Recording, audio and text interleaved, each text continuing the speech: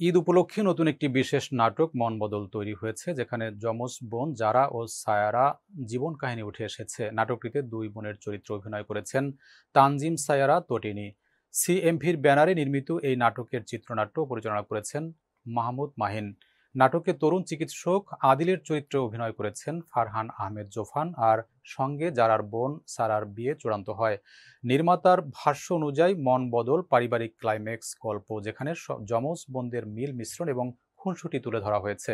এর পাশাপাশি এক বোন অন্য বোনের জন্য ত্যাগ করতে প্রস্তুত এমন একটি আবেগময় দৃশ্যও থাকবে।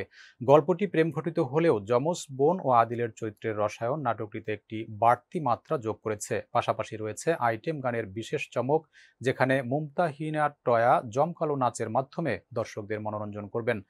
প্রযোজক পরিবেশক এস কে শাহেদ আলী পাপ্পু জানান, এবারের ঈদে সিএমভির ইউটিউব চ্যানেলে দেশের সেরা নির্মাতা অভিনেতাদের নিয়ে এক ডজন বিশেষ নাটক ও টেলিছবি ধারাবাহিকভাবে প্রকাশিত হবে। মন বদল তাদের অন্যতম সেরা সংযোজন।